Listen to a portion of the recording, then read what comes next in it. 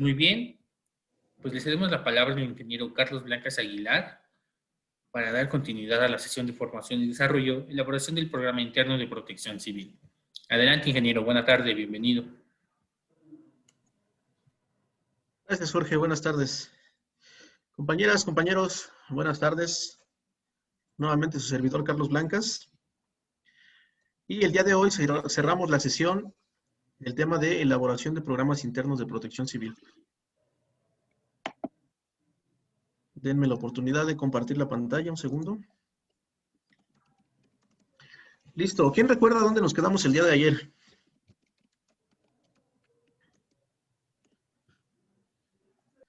A ver, nos quedamos en las preguntas, nos quedamos en unos formatos que usted nos iba a compartir hoy. Ok, de acuerdo.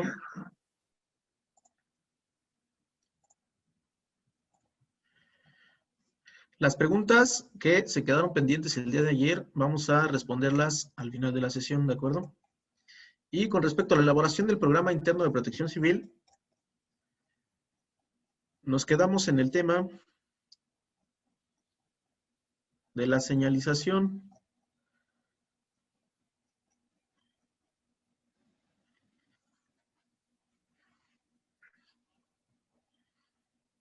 No es cierto, les estoy mintiendo. Nos quedamos en el tema de primeros auxilios. Que veíamos que los términos de referencia en el anexo 1 nos presentan una tabla, dos tablas, donde se presentan los insumos básicos que debe de contener nuestro botiquín de primeros auxilios.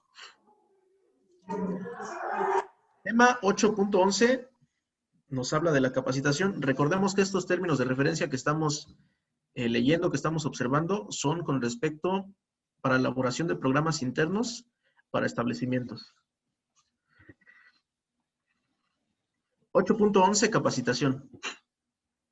La capacitación de las brigadas obligatorias establecidas en el programa interno de protección civil deberá ser proporcionada por el tercero acreditado, registrado y autorizado por la Secretaría o por el responsable oficial de protección civil. Un programa anual de capacitación es una descripción detallada de un conjunto de actividades de instrucción, aprendizaje, estructuradas de tal forma que conduzca a alcanzar una serie de objetivos previamente determinados para el personal en general, para el Comité Interno de Protección Civil y para las brigadas de protección civil del establecimiento. La elaboración del programa anual de capacitación para el comité y para las brigadas de protección civil estará a cargo del responsable oficial de protección civil, mismo que deberá incluir temas para la inclusión, la igualdad y la no discriminación, la discapacidad y su atención, en tanto que la implementación será responsabilidad de quien esté a cargo de la administración, operación y funcionamiento del establecimiento. ¿Ok? Los establecimientos o inmuebles deberán disponer de un programa anual de capacitación para las personas brigadistas de protección civil, de manera enunciativa más no limitativa. Considere al menos los siguientes temas de acuerdo al artículo 190 de la ley. Ya los habíamos visto. Temas de primeros auxilios a nivel básico, intermedio o avanzado. Temas de prevención, combate y extinción de incendios, también a nivel básico, intermedio y avanzado. Temas de comunicación, temas de evacuación, también en niveles básico, intermedio y avanzado. Y además, temas de grupo de apoyo especial y comités internos de protección civil.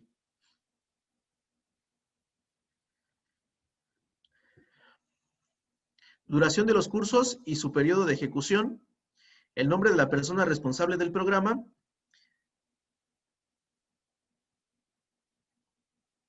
La población fija del establecimiento o inmueble deberá recibir entrenamiento teórico-práctico según aplique para manejar los extintores y o sistemas fijos contra incendio y para planes de emergencia del establecimiento o inmueble. Ok. En el caso de establecimientos de alto riesgo, en los términos del anexo 2, conforme al acuerdo, estos deberán actuar y responder en casos de emergencia de incendio así como en la prevención de riesgos de incendio en las áreas de trabajo donde se almacenen, procesen y manejen materiales inflamables o explosivos. En lo referente a instalaciones eléctricas, instalaciones de aprovechamiento de gas LP o gas natural, prevención de actos inseguros que puedan propiciar incendios, medidas de prevención de incendios, orden y limpieza, y los temas en materia de seguridad en el trabajo aplicables al inmueble.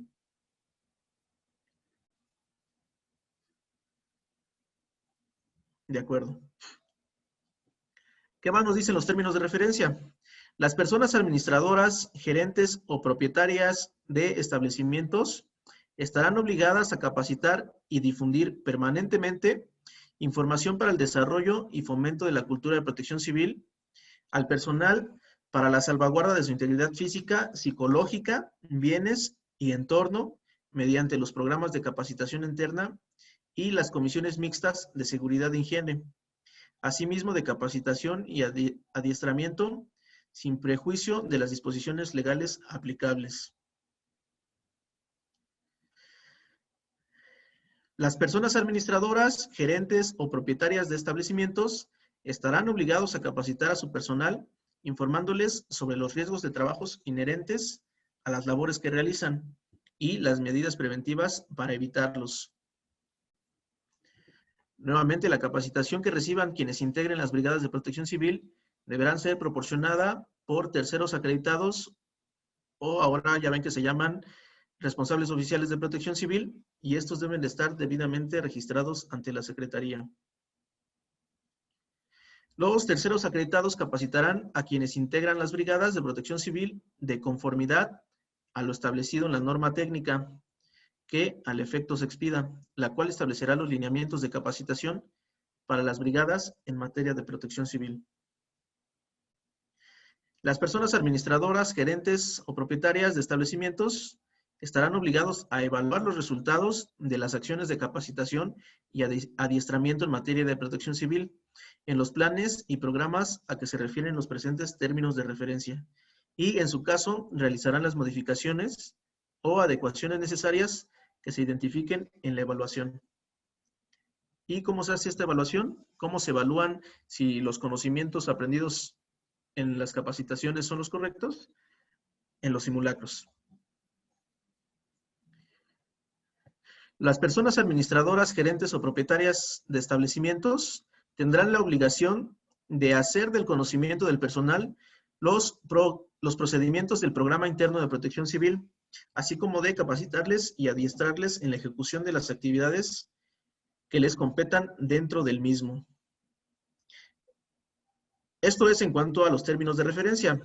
Y vamos a pasarnos a nuestro Programa Interno de Protección Civil que estuvimos trabajando el día de ayer, que recordemos que se trataba del restaurante Epsilon Pi.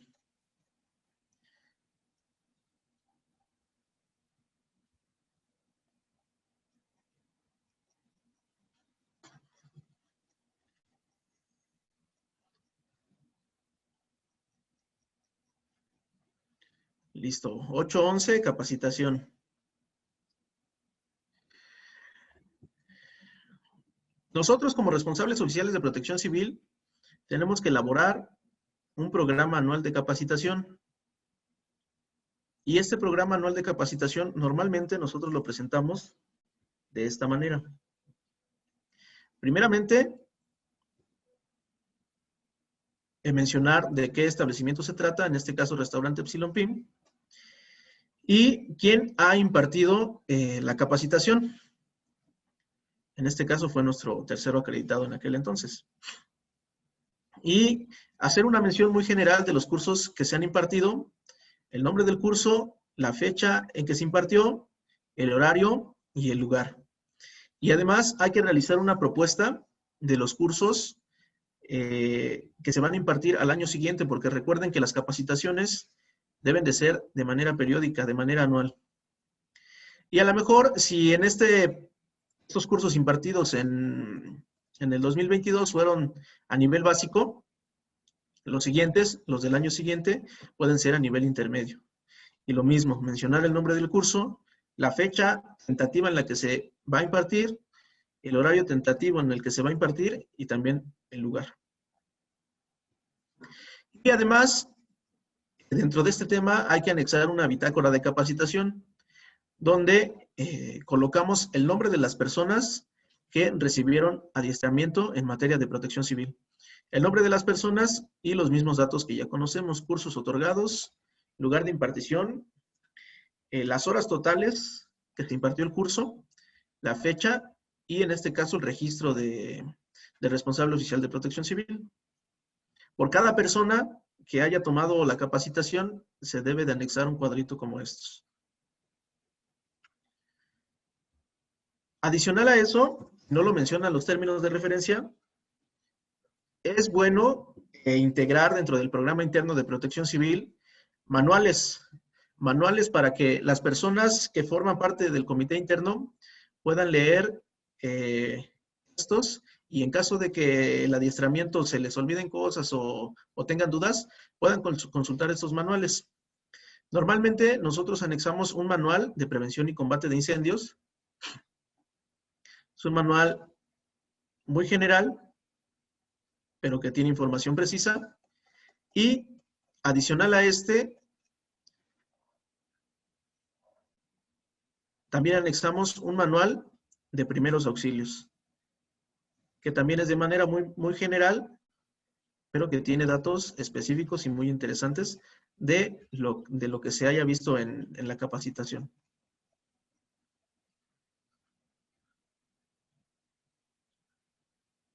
Ok.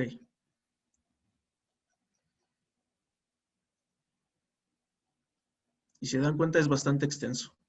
Y pasamos al tema de los simulacros. ¿Qué dicen los términos de referencia de nuestros simulacros? La persona responsable de la administración, operación y funcionamiento del establecimiento o inmueble deberá elaborar un programa anual de simulacros de protección civil y ejecutarlo conforme a lo establecido en los presentes términos de referencia. Recordemos que por ley, por normativa, tenemos que realizar por lo menos 3 simulacros al año. Como bien lo comentan aquí en el siguiente punto. En cada empresa, industria o establecimiento se deberán llevar a cabo 3 simulacros anuales como mínimo, realizando la planeación y variación de las hipótesis en diferentes escenarios. ¿Qué quiere decir esto? Que no debemos de hacer siempre, y estamos acostumbrados a esto, a realizar siempre un simulacro de sismo. ¿Y qué hago en ese simulacro de sismo? Ah, pues suena la alarma y voy a evacuar a todo mi personal. Y cuento el tiempo y todo muy bien, y al final del ejercicio hasta aplaudimos y todo, ¿no? Pero, ¿qué nos dicen los términos de referencia? Que hay que estar cambiando las hipótesis de los simulacros. Si en enero hice un simulacro de sismo con evacuación, ahora para el siguiente, para marzo, voy a realizar un simulacro, a lo mejor también de sismo, pero ahora voy a probar ejercicio de repliegue, a ver qué tal me sale, ¿no? Y así ir evaluando nuestros ejercicios. Pero a lo mejor para el tercer simulacro, ahora hago un simulacro de incendio, ¿no? Y hasta puedo llegar a activar extintores de práctica. ¿De acuerdo? La planeación de los simulacros de emergencias deberá hacerse, constar por escrito y contener al menos los siguientes puntos. Los nombres de las personas encargadas de coordinar el simulacro y de establecer las medidas de seguridad para adoptar durante el mismo.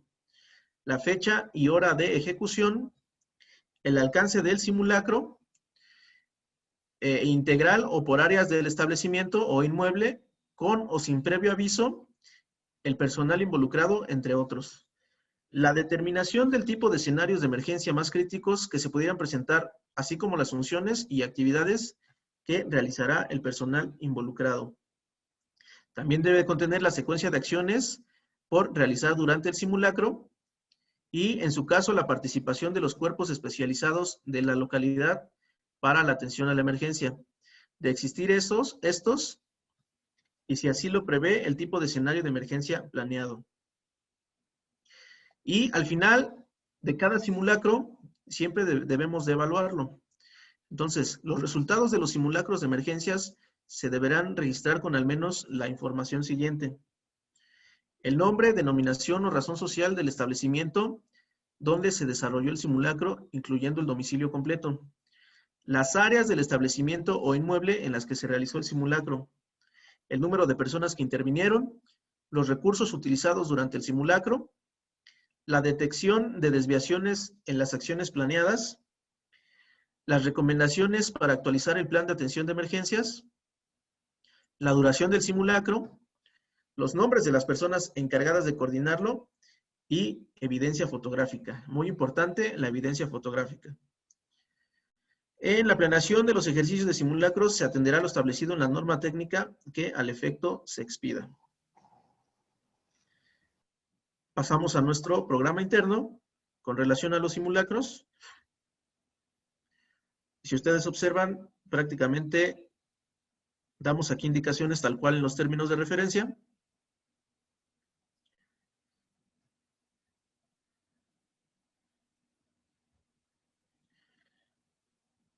Y en nuestro caso, describimos los tipos de simulacros. Por ejemplo, en la planeación de los ejercicios de simulación se tendrán 4 modalidades. Por su función, que se le conoce como simulacro de gabinete, que se caracteriza porque se pueden planear en forma detallada todas las actividades a realizar durante el desalojo o repliegue de un inmueble de acuerdo a diferentes hipótesis. En este caso, solo participan los integrantes del Comité Interno de Protección Civil y los brigadistas mediante el sistema de tarjetas. No se requiere la participación del resto de la población. Estos simulacros de gabinete es donde los integrantes del Comité Interno de Protección Civil se reúnen para acordar todas las tareas y actividades que se van a realizar durante el simulacro o los simulacros.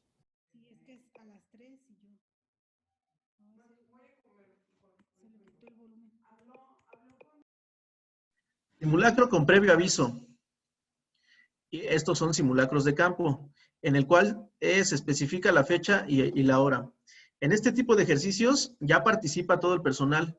Si se trata de un ejercicio total, y únicamente las áreas involucradas si se trata de un ejercicio parcial. Y también se clasifican por su programación, que existen con previo aviso, especificando fecha únicamente, o sin previo aviso. En este tipo de ejercicios se hará únicamente cuando el personal ya ha tenido una preparación suficiente derivada de ejercicios anteriores. Y también se clasifica por su alcance, un simulacro parcial y un simulacro total. Y nosotros colocamos una serie de lineamientos. Y aquí viene nuestra bitácora de simulacros. Es una tablita muy sencilla donde mencionamos el tipo de simulacro. Ustedes observen que siempre al iniciar el año vamos a realizar un simulacro de gabinete.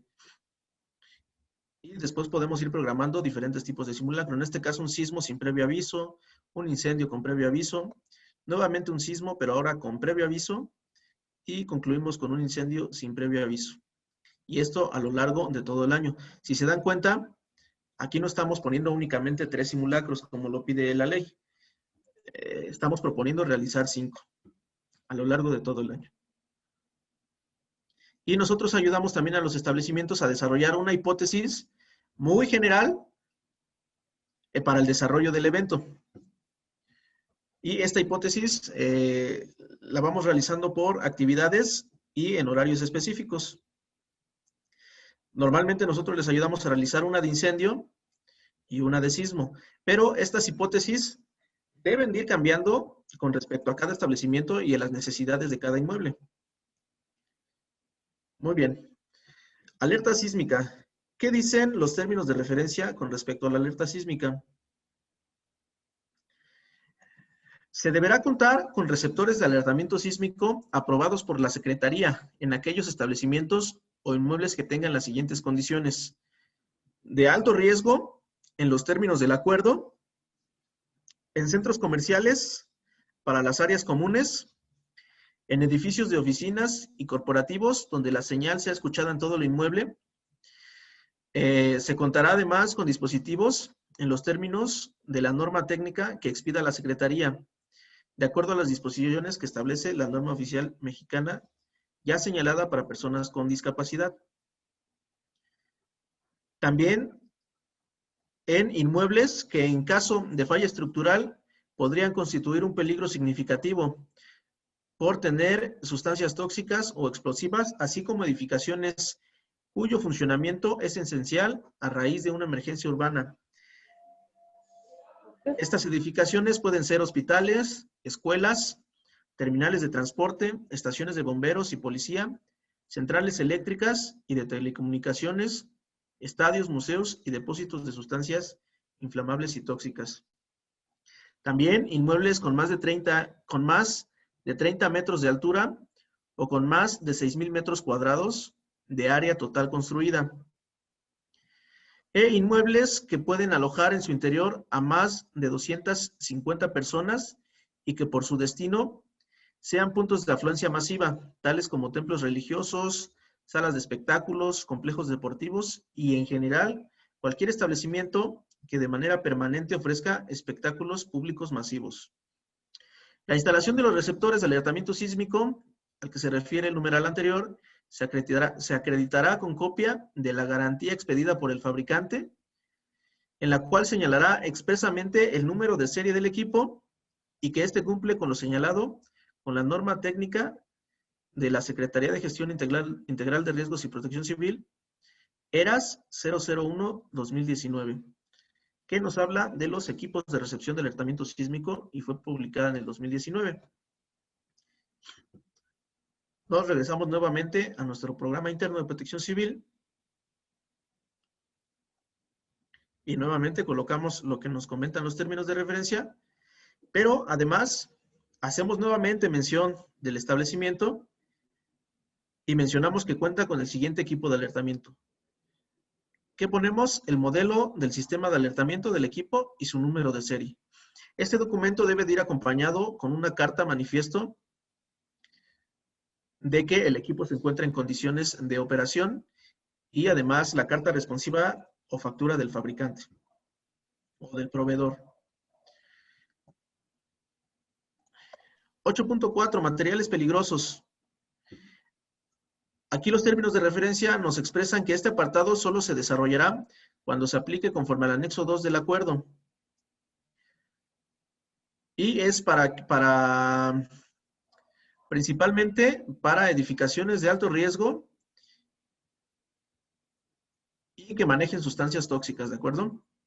Entonces nos vamos a saltar este tema. En el caso de que no nos aplique, únicamente al final del tema podemos poner una leyenda que nuestro inmueble se considera como de riesgo mediano, por lo cual no se contemplan los puntos anteriores. Infraestructura física 8.15. ¿Qué nos dicen los términos de referencia? La infraestructura física que se revisará serán las instalaciones eléctricas, las instalaciones de gas natural o LP y las instalaciones especiales. ¿Qué vamos a revisar de las instalaciones eléctricas? Todos estos puntos. De manera muy general vamos a leer, por ejemplo, que todos los cables eléctricos deberán estar protegidos mediante el uso de canaletas o tubería. Este es un punto muy importante porque nos hemos encontrado en los establecimientos y se entiende que por hacer un ahorro económico van conectando extensiones por extensiones y eso no es correcto. Tienen todos los cables eléctricos, deben estar protegidos mediante el uso de canaletas o tubería. Una instalación eléctrica como tal. Los enchufes de luz o contactos eléctricos deberán fijarse mediante tornillería, no deben de estar sueltos. Punto muy importante también, no deberán utilizarse multicontactos, solo podrán ser utilizados como parte de una instalación eléctrica provisional. Y demás puntos que en general, la revisión de la instalación eléctrica, recordemos que la va a realizar nuestra unidad de verificación de instalaciones eléctricas, una UBIE. Pero para nosotros poder acreditar ese dictamen, esa verificación, pues debemos de cumplir con estos puntos que nos mencionan aquí los términos de referencia y además los que contengan en la norma oficial mexicana 2012, de que habla de las instalaciones eléctricas. También con respecto a establecimientos que cuenten con gas LP o gas natural, lo mismo, los términos de referencia nos dan ciertos puntos que debemos atender si contamos con este tipo de instalaciones, pero también aquí entra la figura de unidad verificadora de instalaciones de gas LP o de gas natural. Y pasa lo mismo que con las instalaciones eléctricas. Ellos hacen una verificación y nos emiten un dictamen de que nuestras instalaciones están en condiciones de uso y de operación.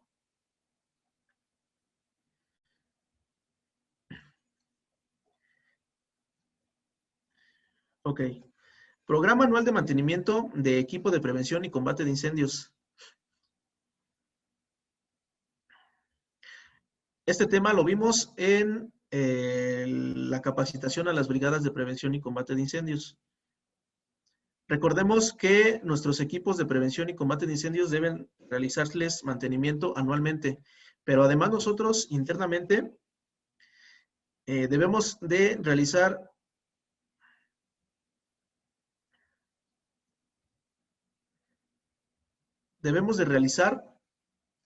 no precisamente un mantenimiento, sino como un checklist para que nos cercioremos de que nuestro equipo está en condiciones de operación, y lo vamos a ver de manera más detallada aquí adelante.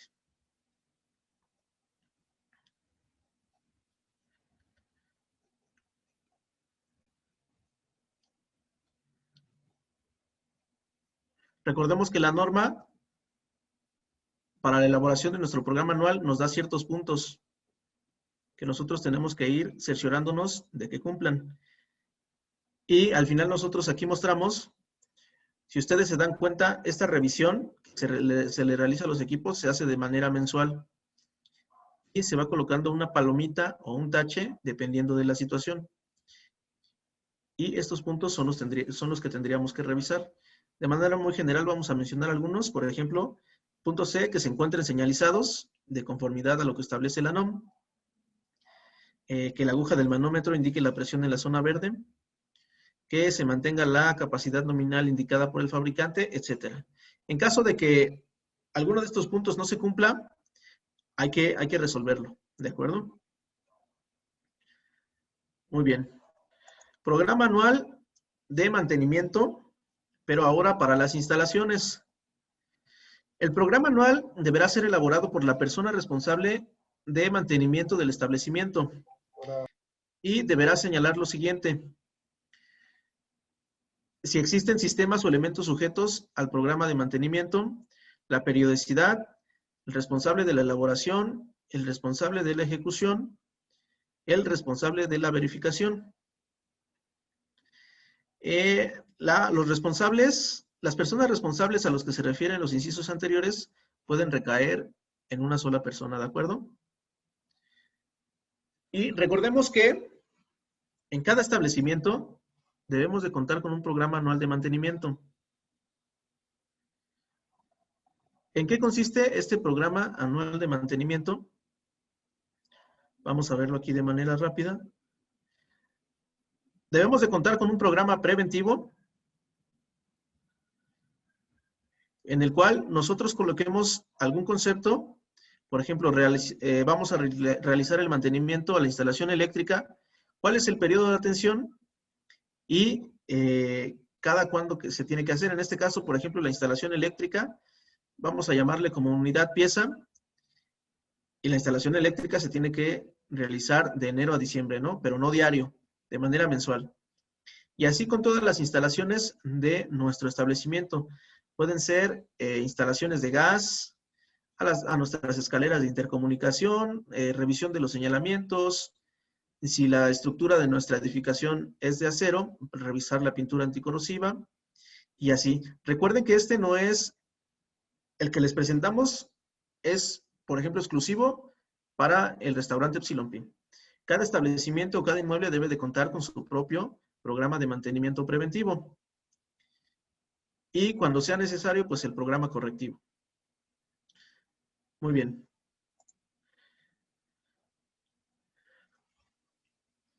(8.20) Equipamiento y zonificación para atención de emergencias. La persona poseedora o responsable de la administración, operación y funcionamiento del inmueble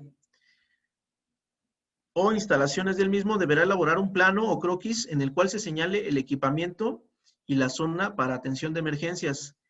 Se señalará un plano o croquis del inmueble o por áreas que lo integran, actualizado y colocado en los principales lugares de entrada, tránsito, reunión o puntos comunes de estancia o servicios que contengan lo siguiente según aplique: el nombre, denominación o razón social del establecimiento, la identificación de los predios colindantes, la identificación de las principales áreas con riesgo de incendio debido a la presencia de material inflamable, combustible, pirofórico o explosivo cuando aplique, la ubicación de la estación de disparo de las alarmas de detección de incendio, así como los equipos y sistemas contra incendio, las rutas de evacuación, incluyendo al menos la ruta de salida y la descarga de salida, además de las salidas de emergencia, escaleras de emergencia y zonas de menor riesgo.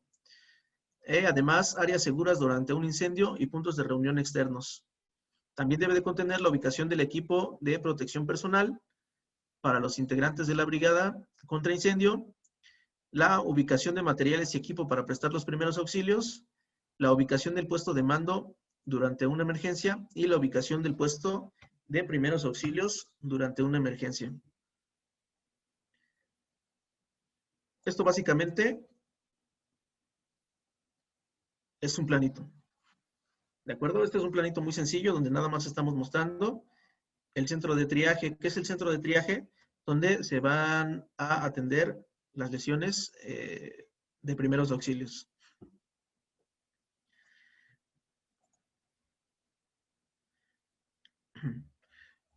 (8.21) Medidas de reducción de riesgos.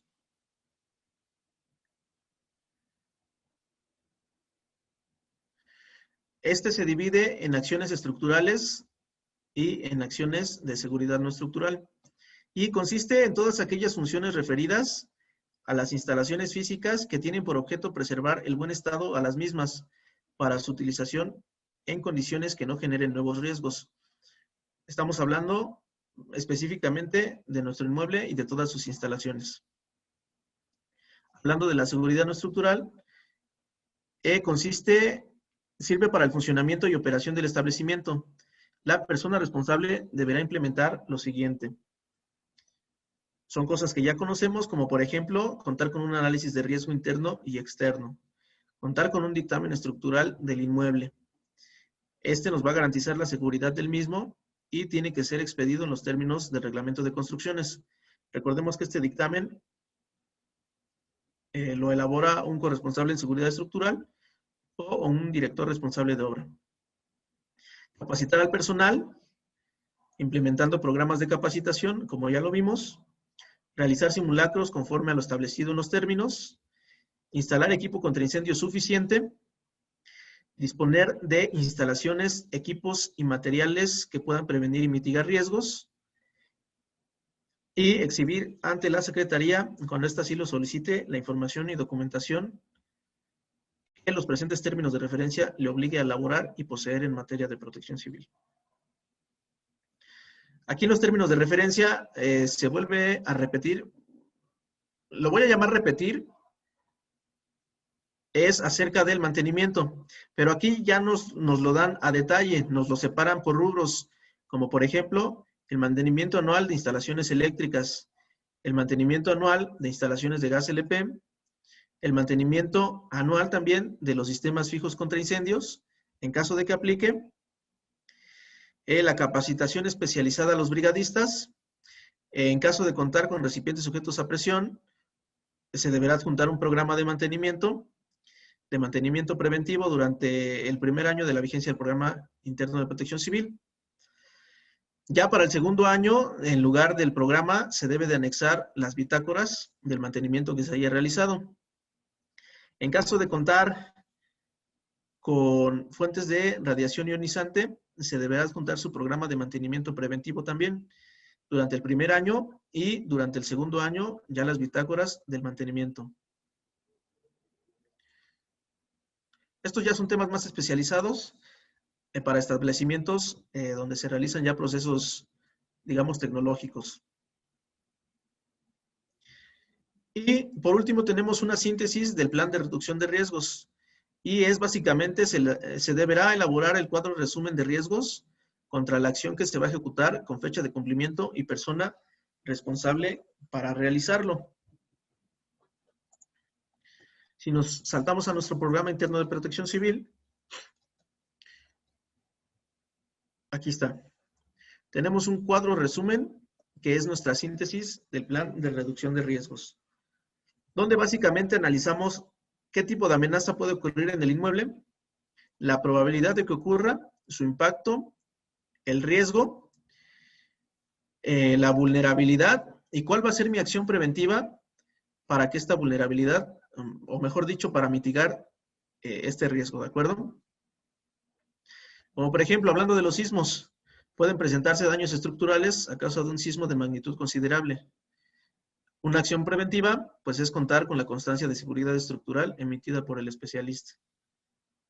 Y así, con cada una de nuestras amenazas que hayamos identificado, recordemos en el análisis de riesgos.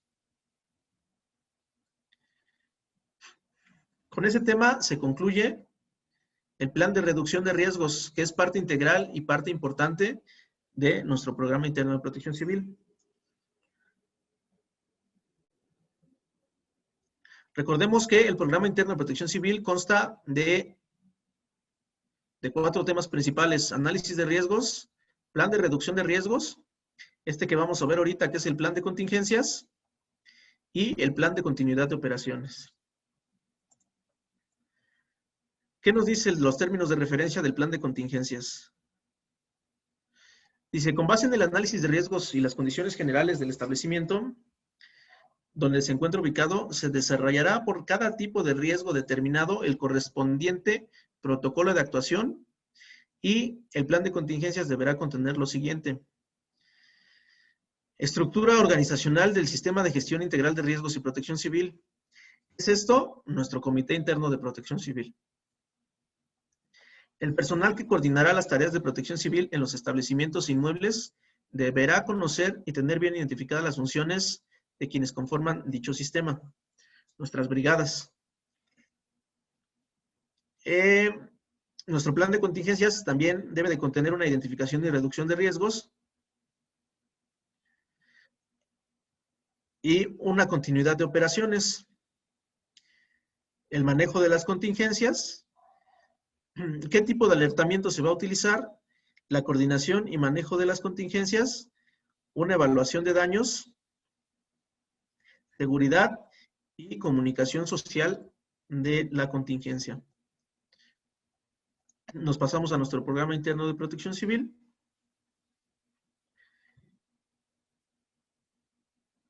Plan de contingencias.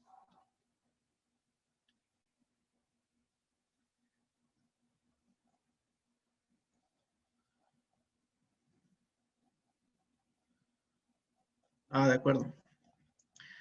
Aquí en nuestro plan de contingencias, recordemos que el primer tema es la estructura organizacional del Sistema de Gestión Integral de Riesgos y Protección Civil.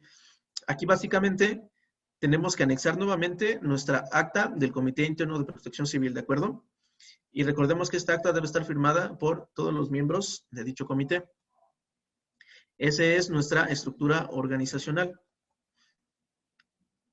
Y adicional a esto, debemos de anexar las funciones del comité interno en general, cómo se debe de integrar el comité interno de protección civil. Esto básicamente se retoma de temas anteriores.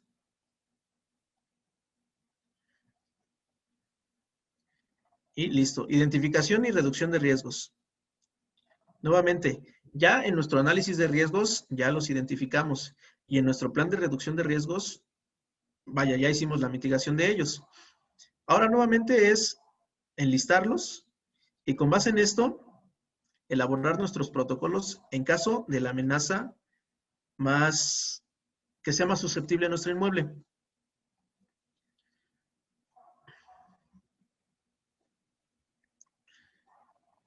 Y es donde entra el manejo de contingencias. Para llevar a cabo el manejo adecuado de la contingencia se deberá considerar lo siguiente. Alertamiento.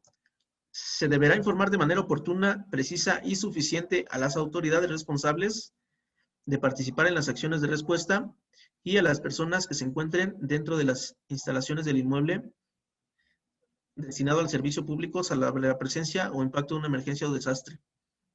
En este caso es destinado a nuestro establecimiento. Coordinación y manejo de contingencias es establecer mecanismos para la adecuada coordinación de los recursos que intervienen en las acciones de atención durante una situación de emergencia o desastre mediante el sistema de comando de incidentes.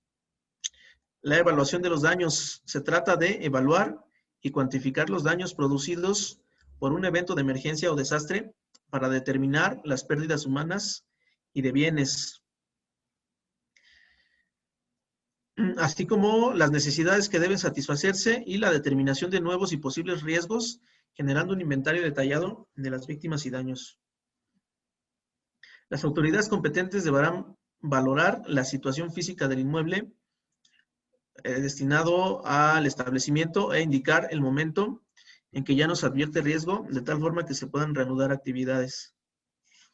Seguridad. La personal responsable de la Coordinación General de Comité Interno de Protección Civil deberá realizar de manera conjunta con el área competente las acciones de protección a la población contra los riesgos de cualquier tipo, susceptibles de afectar a la vida y bienes materiales. Y comunicación social de la contingencia es brindar a través de la persona designada por el titular del ente obligado información oportuna y veraz a la población en el momento de la emergencia o desastre, creando confianza y reduciendo la ansiedad y rumores. Protocolos de actuación por tipo de riesgo.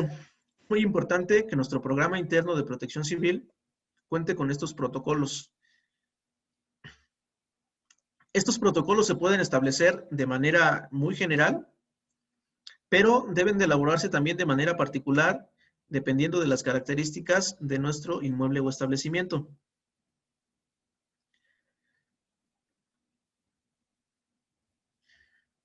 Por ejemplo,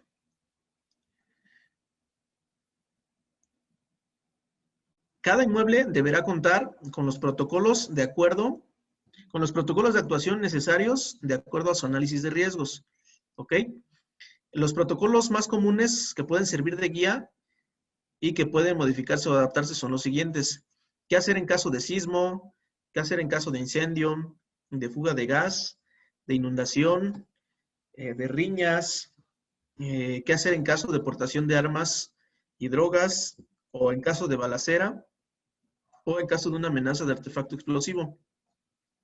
Estos protocolos los podemos encontrar en la página de la ENAPROC, de la Escuela Nacional de Protección Civil, y los pueden consultar en cualquier momento. Entonces, el objetivo general de este punto es conocer los riesgos que en un momento determinado puedan afectar a los trabajadores, trabajar colectiva y participativamente sobre sus causas para evitar que esos riesgos se conviertan en desastres y prepararse para disminuir las pérdidas, responder más adecuadamente y facilitar la recuperación en caso de que ocurra una emergencia o desastre.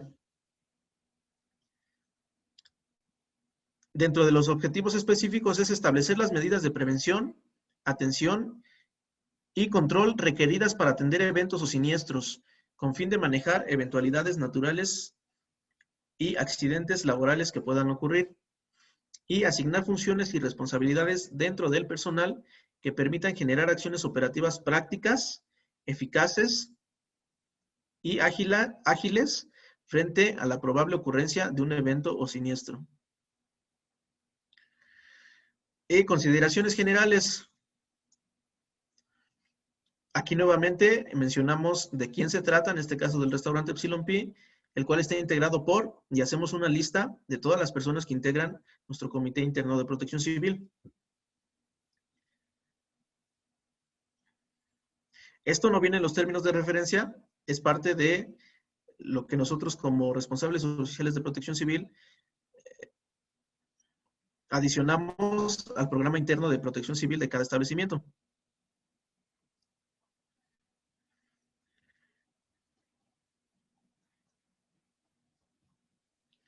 y llegamos a los protocolos de actuación.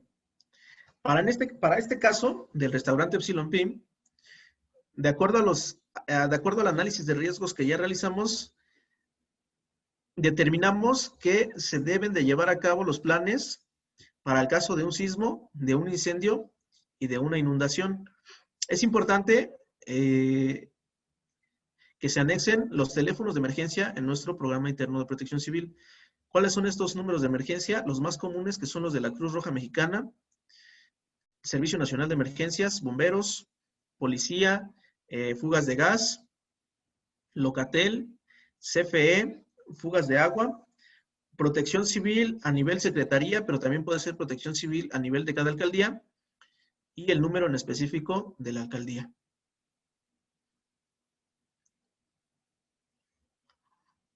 Y como les comentaba, existen protocolos de manera muy general, pero es importante que se realicen protocolos de manera particular. En este caso es, a manera de ejemplo, es un plan de acción en caso de sismo, en el cual vamos a manejar un protocolo de seguridad en caso de sismo y vamos a dar tareas específicas a cada miembro del Comité Interno de Protección Civil. Nada más para ver un ejemplo, vamos a leer este protocolo en caso de sismo, que dice: una vez revisados todos los aspectos físicos del edificio, de su entorno, calles, casas vecinas, instalaciones, y con base al dictamen estructural realizado sobre los elementos estructurales estamos hablando del restaurante Epsilon Pim, se determina que durante la presencia de un movimiento sísmico es más seguro para el personal y para la población permanecer en el interior de sus áreas de trabajo. Recuerden, esto puede cambiar dependiendo de nuestro inmueble o establecimiento, ¿de acuerdo? Las zonas de seguridad han sido ubicadas por el ingeniero José Luis Navarro Estrada. Este es a manera de ejemplo. Personal con experiencia en protección civil y estructuras, y estas zonas se darán a conocer a todo el personal del inmueble a través de pláticas coordenadas por, y aquí colocamos el nombre de la persona que va a actuar como jefe de la brigada de comunicación, y estas pláticas van a estar autorizadas por el coordinador general del Comité Interno de Protección Civil, o bien por su suplente. Entonces, dense cuenta que tenemos actividades, pero también ya tenemos personas definidas que van a realizar estas actividades. Esto es antes del evento. ¿Qué vamos a hacer durante el evento? De manera muy rápida, durante el evento, una vez detectado el sonido de alertamiento sísmico o bien el movimiento del mismo, y en este caso, ¿qué brigadistas van a ser los que van a actuar? Y dice, comandados por el jefe de brigada de evacuación y repliegue, que es el ciudadano, y nuevamente colocamos el nombre de nuestro jefe de brigada de evacuación. Proceden de inmediato a colocarse los chalecos de identificación y asimismo tomarán sus respectivos silbatos. En el mismo instante, todo el personal que ha sido previamente informado por, nuevamente, algunos brigadistas, coordinados, nuestro coordinador general y jefe de brigada respectivamente, acuden en orden hacia los puntos de reunión que han sido previamente identificados solo para el caso del sismo. Recordemos que este establecimiento es de planta baja, entonces únicamente aquí hablamos de que tal persona tomará el control de la planta baja. Todos los brigadistas durante el evento recordarán al personal que deberán permanecer alejados de ventanas de vidrios, libreros, archiveros y cualquier otro instrumento que pueda deslizarse o pueda causar lesiones, obstaculizar salidas o generar conflicto de cualquier índole. Y entonces así se va desarrollando nuestro protocolo, que este protocolo va a ser específico para este inmueble, y vamos acordando acciones y personas específicas que las van a realizar. Y es así, de manera muy general, cómo deben de ir nuestros protocolos.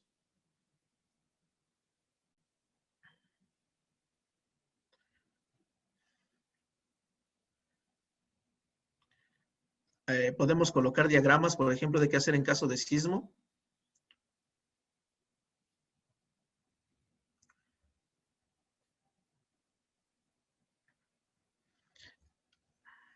Aquí tenemos el plan de incendio, también por actividades específicas. a diferentes miembros del Comité Interno de Protección Civil. Y así con todos los protocolos que nosotros establezcamos dentro de nuestro inmueble o establecimiento.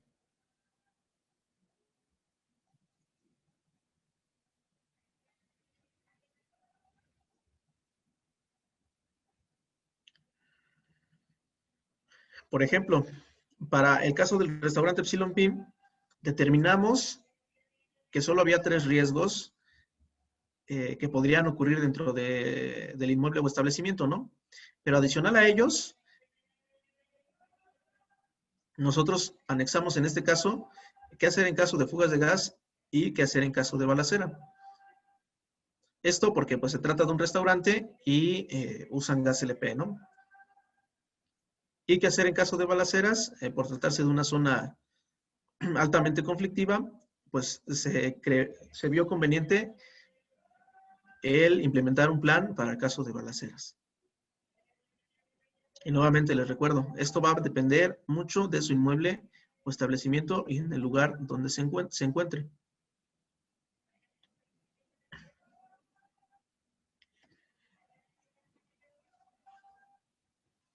Y por último, como parte integral del Programa Interno de Protección Civil, se encuentra el Plan de Continuidad de Operaciones.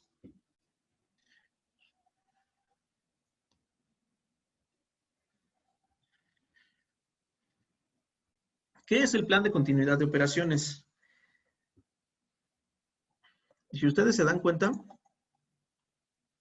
los términos de referencia nos dan muy poca información de este Plan de Continuidad de Operaciones. Básicamente nos dice que es el plan que se pone en marcha después de una emergencia, con el fin de contar con procedimientos que permitan a corto plazo reiniciar el funcionamiento de las principales actividades del inmueble y de las organizaciones ocupantes del inmueble. Este se elaborará conforme a lo establecido en la guía práctica para la elaboración de un plan de continuidad de operaciones, publicada por la Coordinación Nacional de Protección Civil o la que la sustituya. Para este plan se deberá seleccionar la estrategia de continuidad más adecuada para el establecimiento, dependiendo de la identificación de los procesos críticos. Tales estrategias deberán contar con una o más personas responsables de la ejecución, listado de equipo de trabajo, así como entregable del proceso crítico. Entonces, ¿qué tenemos que hacer aquí? Consultar la guía práctica para la elaboración de un plan de continuidad de operaciones,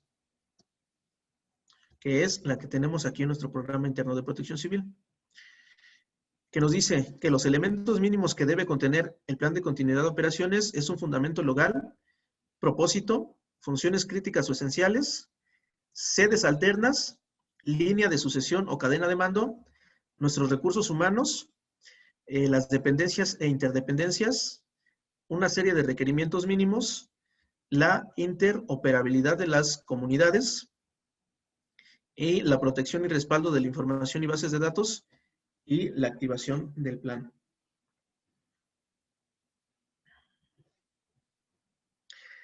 Dice, dicho plan es elaborado por el personal que labora en el plantel o en este caso en el establecimiento y para su elaboración es necesario tener nuestro análisis de riesgos, nuestro análisis de procesos, que para este análisis es necesario identificar aquellos procesos que son críticos para la entrega del, bueno, aquí hablamos del servicio educativo, pero vamos a enfocarlo a los establecimientos.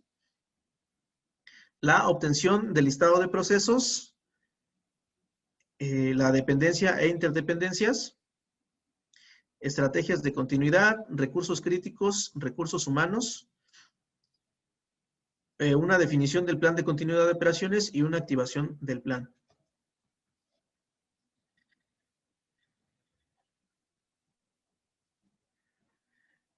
Se presenta el plan de continuidad de operaciones para el inmueble denominado Restaurante Epsilon Pim. ¿Qué fundamento legal? El fundamento legal va a ser de acuerdo a la Ley de Gestión Integral de Riesgos y Protección Civil de la Ciudad de México, en su artículo 60, fracción 6, que a la letra dice, los programas internos se integrarán de la siguiente manera. con un plan de continuidad de operaciones. Entonces, no hay más, como está la ley, tenemos que realizarlo. ¿Cuál es el propósito de este plan? Las grandes emergencias o desastres en el mundo han puesto a la vista la necesidad de la continuidad de operaciones, y los inicios de esta estrategia datan de la Segunda Guerra Mundial. En México, los sismos del 19 de septiembre del 85 y 2017 afectaron a varios estados de la República Mexicana, destruyendo parte de la capital, lo que representó pérdidas irreparables debido a que el gobierno no contaba con la capacidad para dar continuidad a sus funciones sustantivas. La continuidad de operaciones es la sistematización de protocolos que permiten atender en el mejor nivel posible lo que no puede ser diferido y que requiere atención inmediata en las mejores condiciones. Su función principal es garantizar que el trabajo de nuestras instituciones o de los establecimientos y de la sociedad no sea interrumpido ante la ocurrencia de un desastre. Y entonces, nuestro plan de continuidad de operaciones es el conjunto de recursos, actividades, procedimientos e información que es desarrollado, probado y actualizado constantemente para ser utilizado en caso de que ocurra un desastre. También funge como una guía para evitar que las funciones críticas no sean interrumpidas ante eventos catastróficos de grandes magnitudes. Y establece una estructura, procedimientos y actividades para seguir operando y, en su caso, regresar a operar normalmente en el menor tiempo posible. Tareas críticas o esenciales. Un proceso crítico es toda aquella actividad prioritaria que no puede ser suspendida, aún en situaciones de emergencia o desastres, ya que de suspenderse puede afectar gravemente la actividad primaria o sustantiva de la organización. Y aquí nosotros ponemos una serie de funciones críticas o esenciales, en el caso de nuestro restaurante Epsilon Pi. Colocando un responsable, la actividad, de manera muy general, y después la descripción de esta actividad. ¿Qué recursos, tanto materiales como humanos, se requieren? Y mencionar si se trata de un proceso crítico o no se trata de un proceso crítico.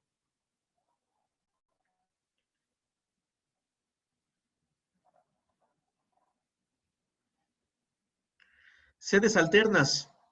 Las sedes alternas para casos de emergencias o desastre son salas de trabajo que se deben identificar y acondicionar con antelación. Es muy importante que los inmuebles sean seguros, tengan facilidad de acceso, contar con equipo, mobiliario, tecnología, internet, teléfonos, consumibles y todos aquellos accesorios necesarios para que se pueda cumplir las actividades laborales de urgencia.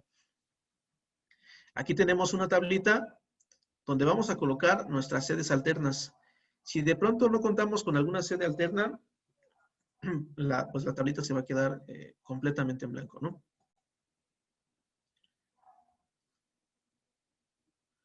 Línea de sucesión o cadena de mando. Recordemos que este es básicamente nuestro organigrama del Comité Interno de Protección Civil. Lo vimos el día de ayer. Nuestros recursos humanos. Pues básicamente son todas las personas, absolutamente todas las personas que laboran en nuestro establecimiento.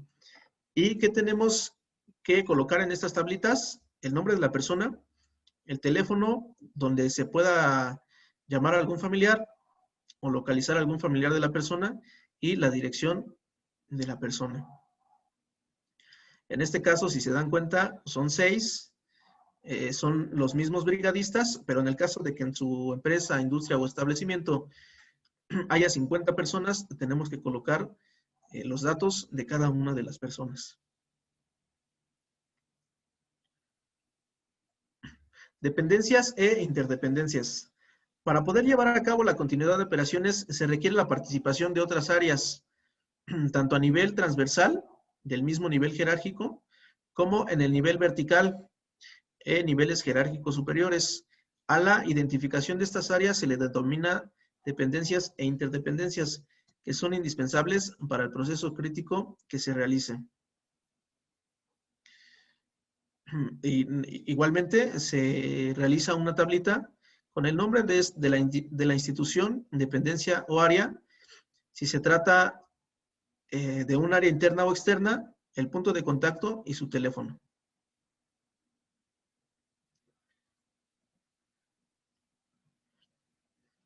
Requerimientos mínimos. Es de suma importancia que se identifiquen los recursos con los que se cuenta, tales como tecnológicos, materiales, bases de datos, servicios de comunicación y requerimientos que serán necesarios para continuar con una operación después de una emergencia. Y se muestran de la siguiente manera. Para el caso del restaurante Epsilon P, como requerimientos necesitamos, por ejemplo, un botiquín de emergencias, ¿no? ¿Qué cantidad? 2. ¿Qué especificaciones? Bueno, aquí únicamente colocamos insumos suficientes y ya conocemos esos insumos. ¿Cuál puede ser el costo de estos botiquines? Y si ya se tiene como requerimiento mínimo, y si no se tiene, obviamente comprarlos. Un seguro contra accidentes, un alertamiento sísmico, detectores de humo, extintores, etc. Interoperabilidad de las comunidades. ¿Qué es esto? Básicamente, van a ser aquellas instalaciones, vamos a llamarlo así, instalaciones estratégicas y servicios vitales de las cuales yo me voy a poder apoyar en caso de una emergencia o desastre. ¿Y cómo se analizan estas? Colocamos nuevamente nuestro domicilio, tal cual lo colocamos al inicio del Programa Interno de Protección Civil, y hacemos una breve descripción. El inmueble denominado Restaurante Epsilon P se localiza en la Alcaldía Azcapotzalco y se encuentra al norte de la alcaldía. Nos referimos aquí a el edificio delegacional. Y está entre las coordenadas tales, ¿no? Y además la alcaldía Azcapotzalco colinda al norte con el Estado de México, al sur, con la alcaldía Miguel Hidalgo y Cuauhtémoc, al oriente con las alcaldías Gustavo Madero y al poniente con las con el Estado de México. Entonces es ir ubicando espacialmente dónde se encuentra nuestro inmueble o establecimiento. Desde lo general, como lo estamos viendo ahorita, un mapita de la Ciudad de México, donde se encuentra la alcaldía Azcapotzalco, hasta lo particular. Hablamos de calles circundantes. ¿Qué son las calles circundantes? Aquellas en las cuales vamos a tener acceso a nuestro establecimiento. A manera de ejemplo, estas son las que rodean al restaurante Epsilon P. Y las instalaciones estratégicas y servicios vitales, recordemos que van a ser esas instalaciones que pueden ser escuelas, pueden ser edificios públicos, pueden ser estaciones de bombero, etcétera, que también cuenten con un programa interno de protección civil y de las cuales nos vamos a poder apoyar en caso de que así requiramos en la presencia de una emergencia o desastre. Para el caso aquí específico, pues identificamos que hay un centro de salud en la estación del metro, Aquiles Cerdán, un centro deportivo, una escuela secundaria diurna, una escuela primaria y otra escuela primaria. Y estos elementos debemos de colocarlos espacialmente en un croquis para tenerlos bien identificados. Este análisis normalmente se realiza a 500 metros a la redonda. ¿De acuerdo?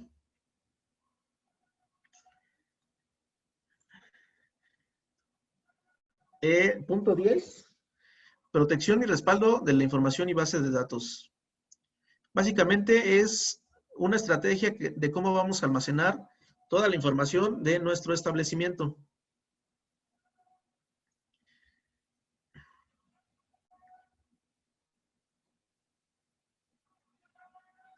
Y por último, la activación del plan, que básicamente, o mejor dicho, antes se le llamaba como plan de restablecimiento. Y estos planes se realizan conforme a los riesgos que analizamos anteriormente. Para el caso del restaurante Epsilon P, analizamos los riesgos de sismo, incendio, e inundación. Entonces debemos de tener un plan de restablecimiento para el caso de sismo, para el caso de incendio y para el caso de una inundación. Y nuevamente este plan se determinan tareas específicas y personas específicas que las van a realizar. Si ustedes se dan cuenta, las dos primeras etapas, las dos primeras partes del Programa Interno de Protección Civil, que fue el análisis de riesgos y el plan de reducción de riesgos, se hacen antes o se ponen en práctica antes de que ocurra la emergencia. El plan de contingencias va a operar cuando se esté generando la emergencia y la activación del plan de continuidad de operaciones es cuando la emergencia ya haya terminado. Básicamente, esto es como lo mínimo que debe de contener nuestro programa interno de protección civil. Adicional a toda esta información, los términos de referencia nos dan un procedimiento de verificación. Este procedimiento de verificación lo puede realizar las alcaldías, lo puede realizar la Secretaría de Protección Civil y también lo puede realizar el INVEA. ¿De qué se trata esta vigilancia y evaluación? Vigilancia, evaluación y verificación. La vigilancia y verificación administrativa del cumplimiento de estos términos de referencia corresponde a la alcaldía o a la secretaría en el ámbito de su competencia. A. Corresponde a la secretaría verificar el cumplimiento de los requisitos señalados por los ordenamientos aplicables por parte de los terceros acreditados. Y corresponde a la secretaría y a las alcaldías, dentro de su ámbito de competencia, verificar que el inmueble cumpla con las medidas de seguridad establecidas por la autoridad en materia de gestión integral de riesgos y protección civil. La verificación administrativa se realiza conforme a lo establecido en la Ley de Procedimiento Administrativo de la Ciudad de México y en el Reglamento de Verificación Administrativa del Distrito Federal y acorde a la siguiente cédula. Si a ustedes les llegan a hacer una verificación, las autoridades deben de llegar con esta cédula. Es una cédula de verificación donde van a llenar los siguientes datos: términos de referencia para la elaboración de programas internos de protección civil, en este caso de establecimientos, la fecha de la visita y la hora de inicio de la visita.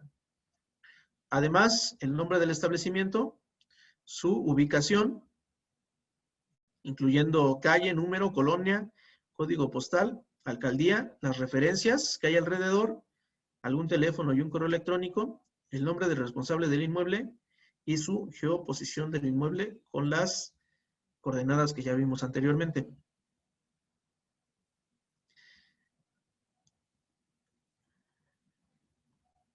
¿Qué es lo que van a verificar nuestras autoridades? Van a recabar los datos necesarios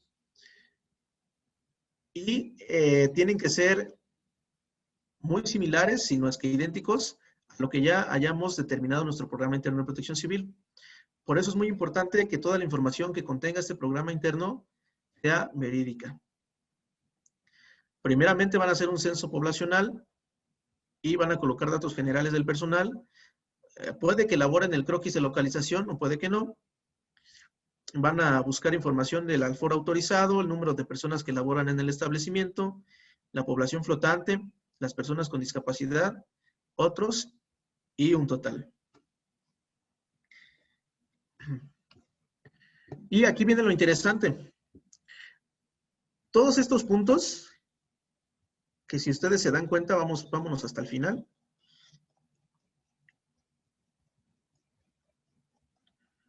Son 95 puntos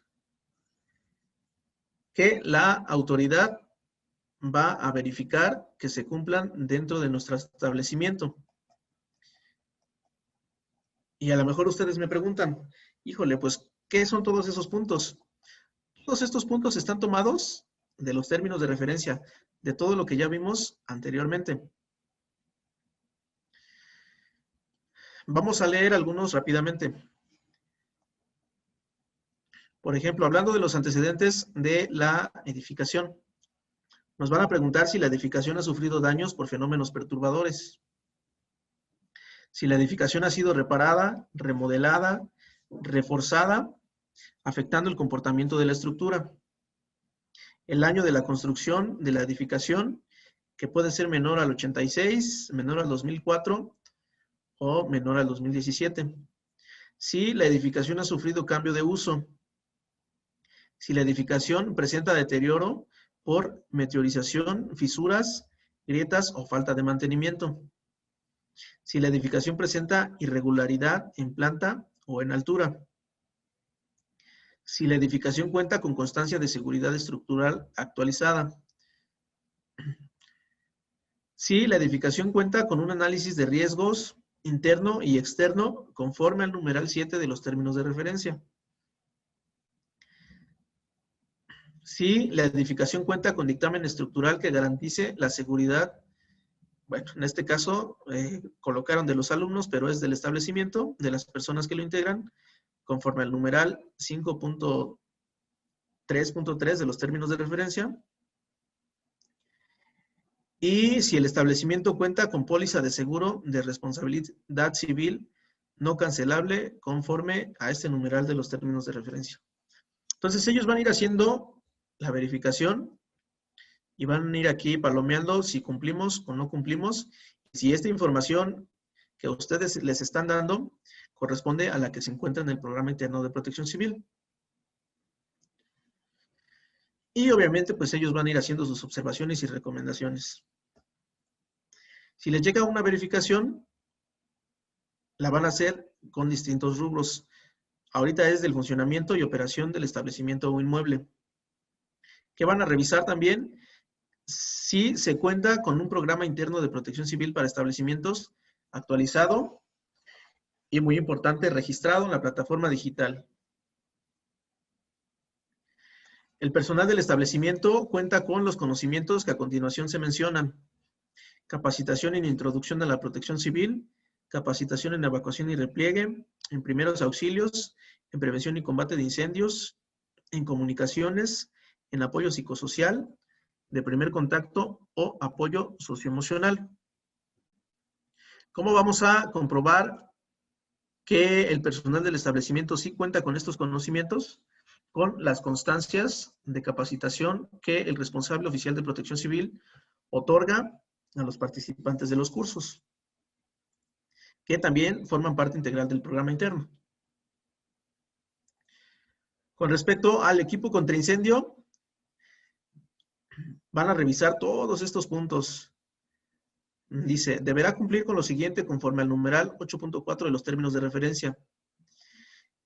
Ya los leímos, que los extintores se encuentren en la ubicación asignada en el plano, colocar al menos un extintor por cada 300 metros cuadrados de superficie o fracción, si el grado de riesgo es ordinario, o 200 metros cuadrados si el grado de riesgo es alto, colocar al menos un extintor por cada, aquí se lo repitieron, colocarlos a una altura no mayor de 1,50 m medidos desde el nivel del piso hasta la parte más alta del extintor, protegerlos de daños y de las condiciones ambientales, que su ubicación sea en lugares visibles, etc. Todo esto con respecto a nuestro equipo contra incendio.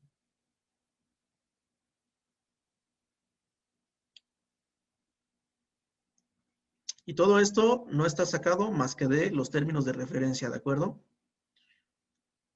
Con respecto a los detectores de humo, como ya lo leímos, contar al menos con un detector de humo en los espacios públicos del establecimiento, lo leímos el día de ayer. Contar con al menos con un detector de humo en las áreas destinadas a la administración y dirección. Contar con un detector de humo en las áreas de mantenimiento, etc.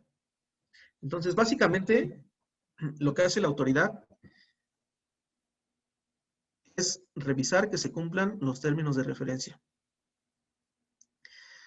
Características físicas de las instalaciones, equipos y materiales, que la señalización esté de acuerdo a las normas, que dentro de nuestra señalización se incluyan las rutas de evacuación, los puntos de reunión, las salidas de emergencia, escaleras de emergencia cuando aplique, extintores, botiquín de primeros auxilios, entre otros. Todo conforme a los términos de referencia. En almacenes y bodegas, la señalización que prohíbe fumar, generar flama abierta o chispas e introducir objetos incandescentes. Con respecto a las rutas de evacuación y salidas de emergencia, pues todo lo que tiene que ver con respecto a las rutas de evacuación, ¿no? Que deben de estar señalizadas y libres de cualquier obstáculo, que la señalización deberá de ser continua al inicio del recorrido y que cuando se pierda la visión de una señal se vea la siguiente conforme a la NOM. Señalizar los desniveles del terreno, etcétera. También van a revisar nuestra iluminación de emergencia conforme a los términos de referencia. Los botiquines de primeros auxilios, que debemos de contar con al menos con un botiquín de primeros auxilios. Debe de estar instalado en un espacio determinado y señalizado. Que los materiales y productos que formen parte de este se encuentren vigentes y que, parte muy esencial, contengan los elementos descritos en la tabla 1 y 2 que vimos el día de ayer. Van a revisar que nuestro alertamiento sísmico sea conforme a la norma técnica. En caso de que tengamos almacenamiento de materiales peligrosos, bueno, van a revisar que cumplan con estos puntos.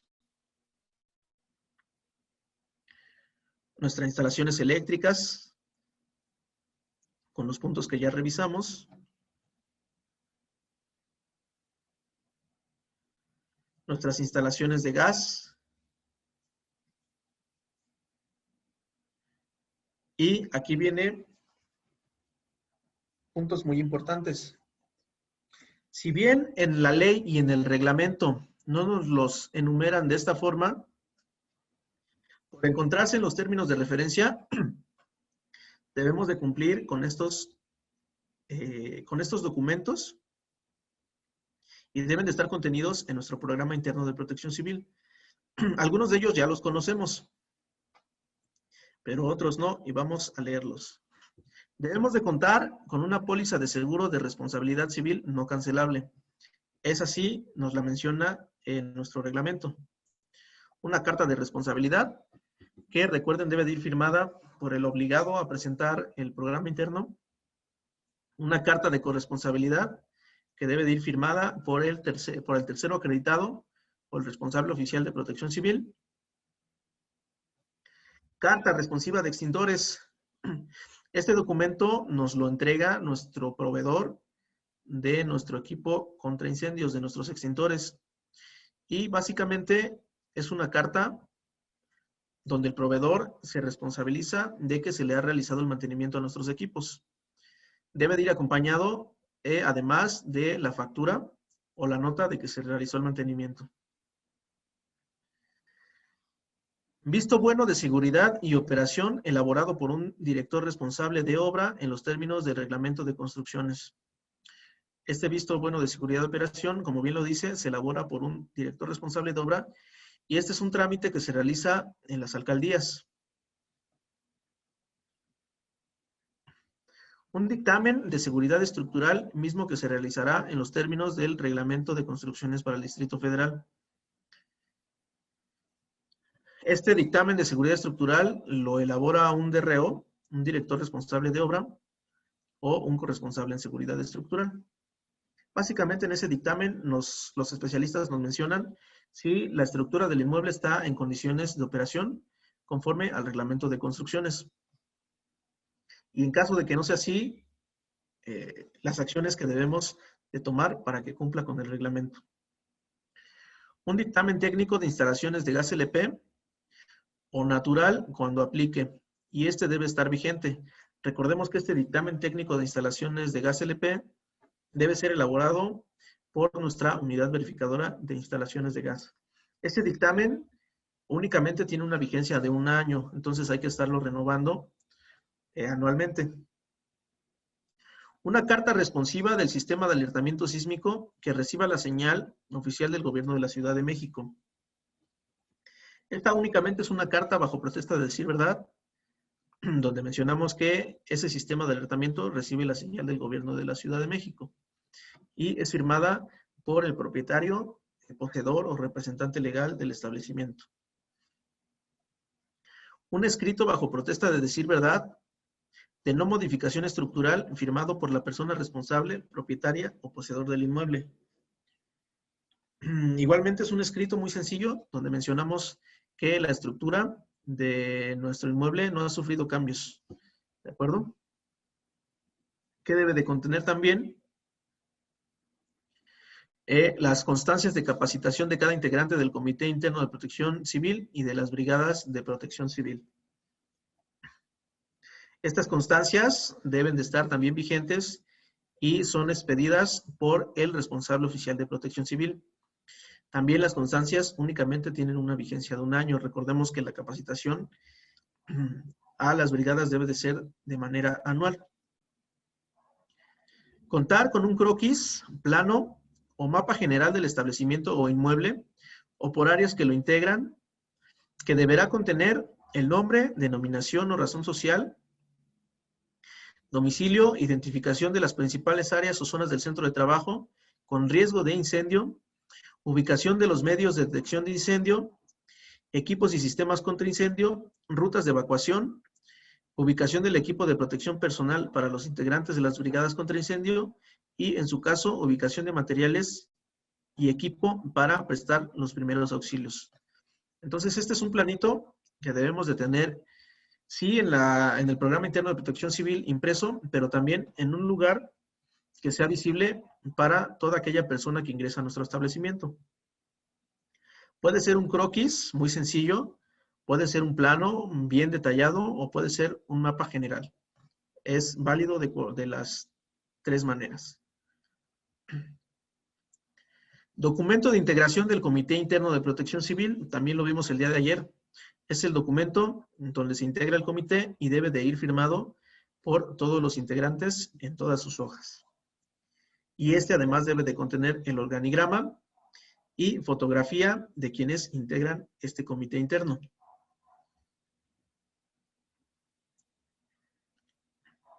Cronograma o bitácora de mantenimiento general y registro del mantenimiento preventivo o correctivo del establecimiento. Pues básicamente es integrar un cronograma y una bitácora. Esta bitácora debe de ir acompañada de la firma de quien realizó el mantenimiento y además un registro fotográfico.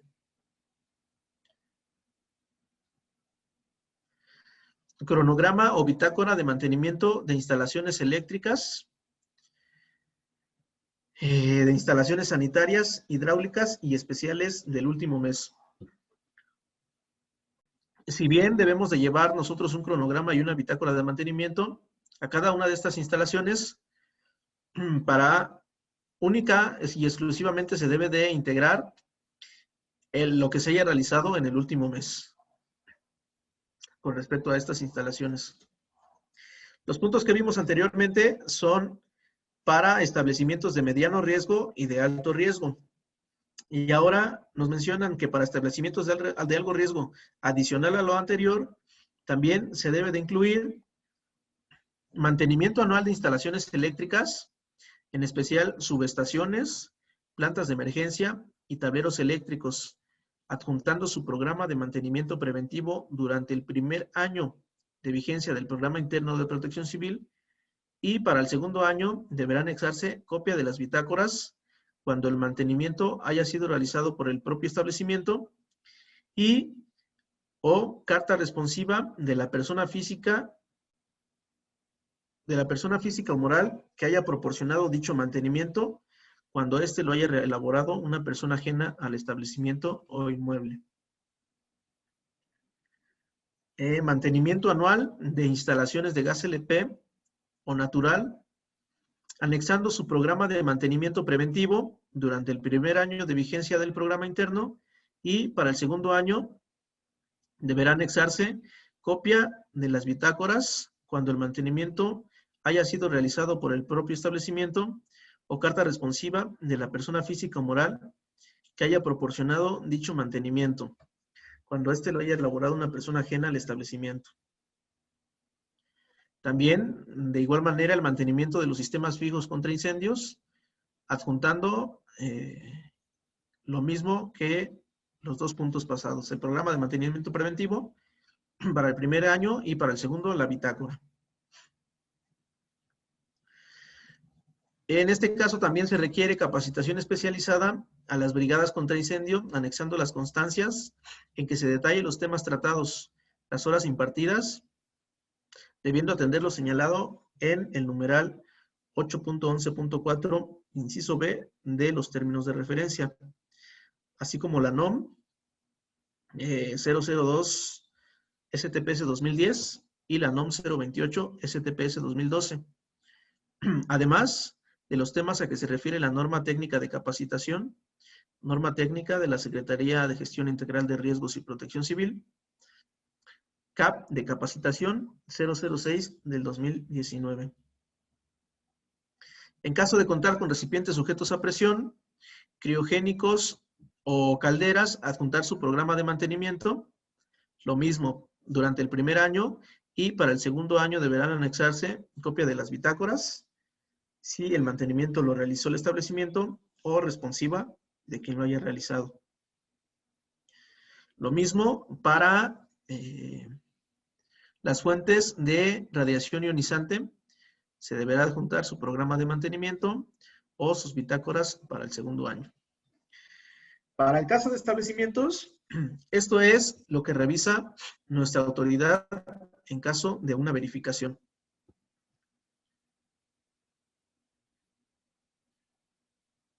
Y al final realiza una serie de observaciones y lo firma la persona responsable. Bueno, aquí pusieron de la escuela, pero es del establecimiento, y el representante de la autoridad que evalúa.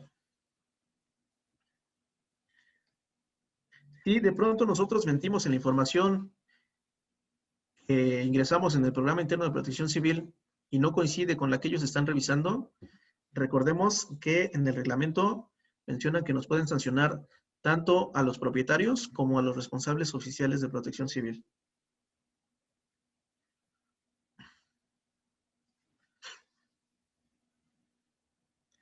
Y hasta aquí terminamos con el tema de elaboración de programas internos de protección civil. Si ustedes se dan cuenta, es un tema bastante extenso. Es demasiada información en la que tenemos que abundar. Entonces, pareciera que es fácil elaborar un programa interno de protección civil. Pareciera que a lo mejor lo puede elaborar una sola persona, pero no es así, ¿eh? Estos programas internos de protección civil se elaboran todos los integrantes del Comité Interno de Protección Civil en conjunto con el responsable oficial de protección civil. Y sí se lleva bastante tiempo. Con respecto a las dudas que tenían el día de ayer, si mal no recuerdo, preguntaban cómo podemos establecer cuáles son los inmuebles o los establecimientos o las actividades económicas de bajo, mediano o alto riesgo.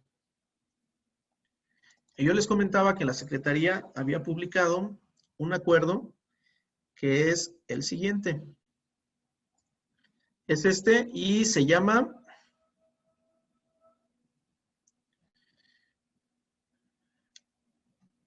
Acuerdo por el que se determina el grado de riesgo para la elaboración del Programa Interno de Protección Civil.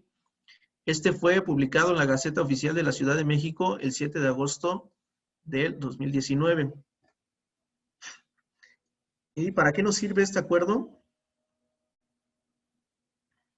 Se expide el presente acuerdo con la finalidad de determinar aquellos establecimientos o inmuebles que están exentos de presentar el Programa Interno de Protección Civil, así como aquellos que por su grado de riesgo estén obligados a cumplir con las medidas preventivas de gestión integral de riesgos y protección civil y la elaboración de un programa interno. La clasificación del grado de riesgo para los efectos a que se refiere el numeral anterior es la establecida en el anexo 1 del presente acuerdo. nos dan una serie de precisiones.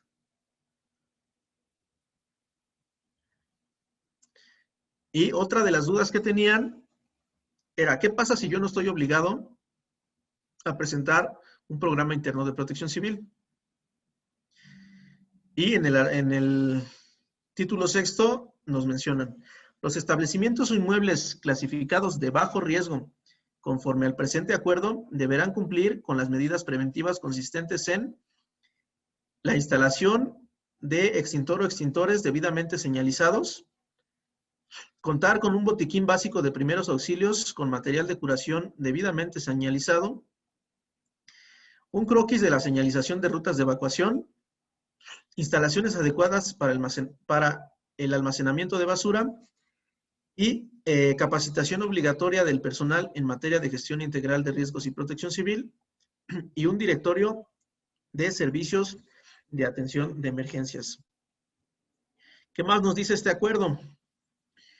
Aquellos en su título séptimo nos menciona aquellos establecimientos o inmuebles clasificados en el anexo 1 como de bajo riesgo o exentos de la elaboración del programa interno de protección civil que incrementen su aforo a más de 40 personas o que superen los 90 metros cuadrados de construcción, se considerarán como de mediano riesgo y por ello deberán elaborar el programa interno de protección civil de conformidad a lo establecido en el reglamento, las normas técnicas, los términos de referencia y el presente acuerdo.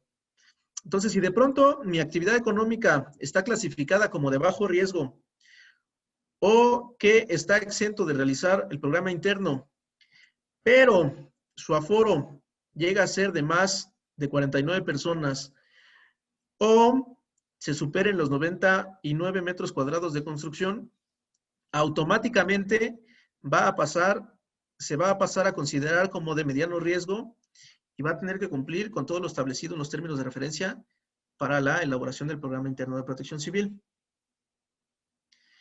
Título octavo.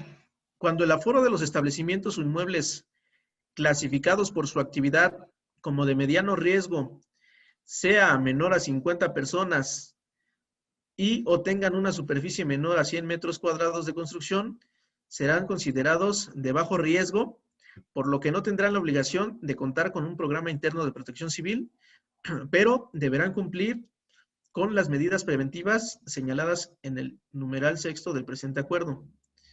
Aquí es caso contrario a lo que leímos en el título séptimo. Si de pronto en esta clasificación estamos como de mediano riesgo, pero tenemos un aforo menor a 50 personas o una superficie de construcción o de uso menor a 100, pasamos a ser automáticamente establecimientos de bajo riesgo y por ende no voy a estar obligado a presentar un programa interno de protección civil, pero sí voy a estar obligado a cumplir con las medidas preventivas que nos mencionan en el título sexto.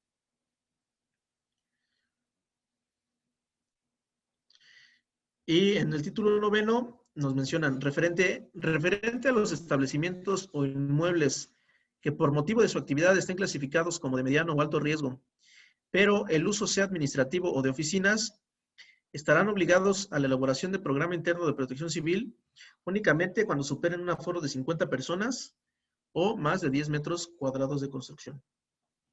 ¿De acuerdo? Pasamos inmediatamente al anexo 1. Y aquí es una tablita donde se clasifican las actividades económicas. Nos van describiendo una por una y del lado derecho tenemos aquellas que se excluye de la realización del programa interno de protección civil, pero recordemos que si superan las 49 personas de aforo o los 100 metros cuadrados de construcción, van a estar obligados a presentar un programa interno de protección civil. Vamos a ver aquí, por ejemplo, tenía subrayado uno.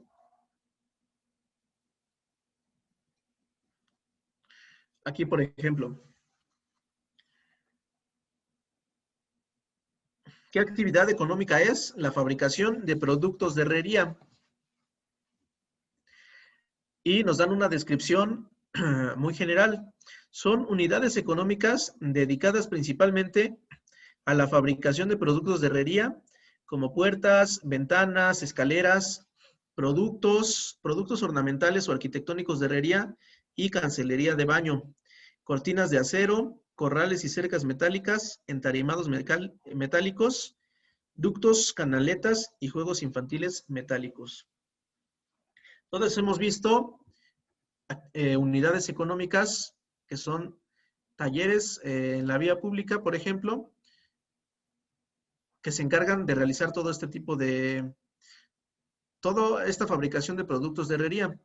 Entonces ellos, por su simple actividad económica, son de bajo riesgo. Entonces no están obligados a contar con un programa interno de protección civil. Aquí con la X lo marca. Pero si este taller supera los 100 metros cuadrados de construcción, entonces pasa automáticamente a ser de mediano riesgo y va a tener que elaborar un programa interno de protección civil. Pasa lo mismo con todas las unidades económicas. ¿Algún ejemplo en específico que requieran que veamos?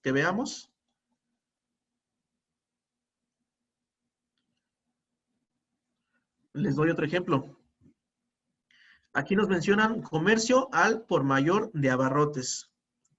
Son unidades económicas dedicadas principalmente al comercio al por mayor de una amplia variedad de productos como leche, queso, crema, embutidos, dulces, galletas, pan, pasteles, botanas, frituras, conservas, productos enlatados, etcétera, ¿no? Básicamente estamos hablando de una tiendita de la esquina. Si ustedes se dan cuenta, automáticamente aquí el acuerdo nos lo canaliza como de mediano riesgo. Pero además lo especifica con un número 8.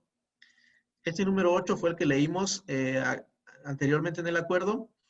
Si esta tiendita de la esquina tiene menos de 100 metros cuadrados de construcción o su aforo es menor de 50, automáticamente pasa a ser de riesgo bajo y no tiene la obligación de presentar un programa interno de protección civil, pero sí cumplir con las actividades que menciona el acuerdo.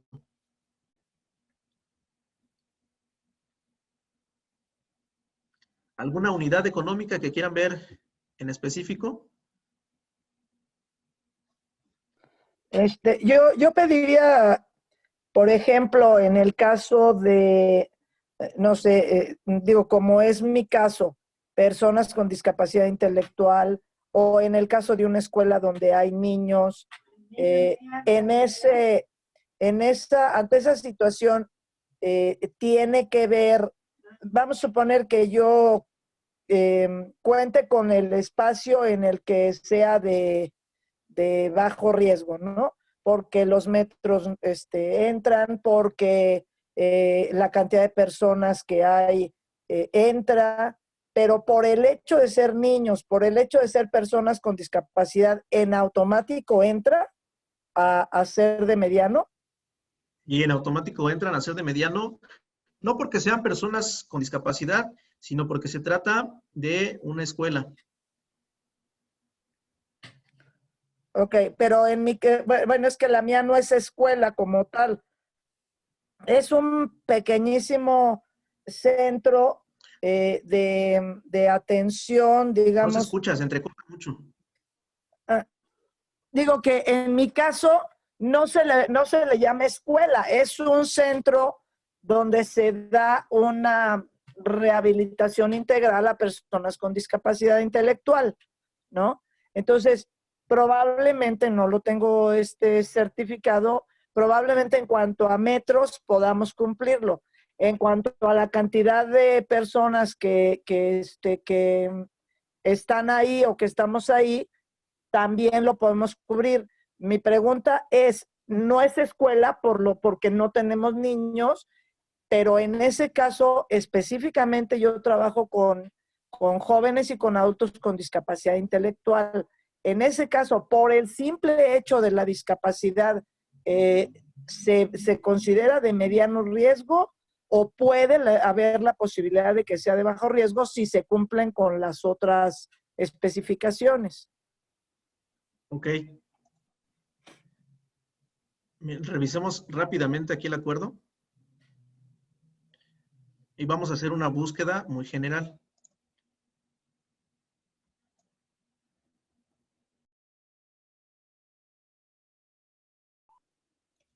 Listo. Aquí hicimos una búsqueda. Sí se ve, ¿verdad? Sí. En el programa hicimos una búsqueda. Pusimos la palabra discapacidad. Y tenemos cerca de más de 10 resultados. Entonces, ¿qué pasa? Primero, nos dice que escuelas del sector privado de educación para necesidades especiales.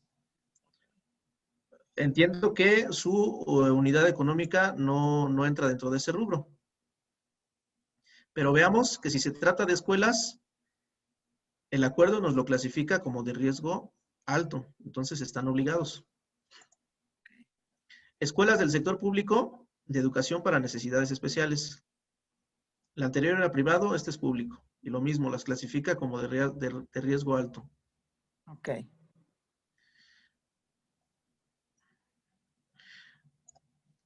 Nos habla también de orfanatos y otras residencias de asistencia social del sector privado.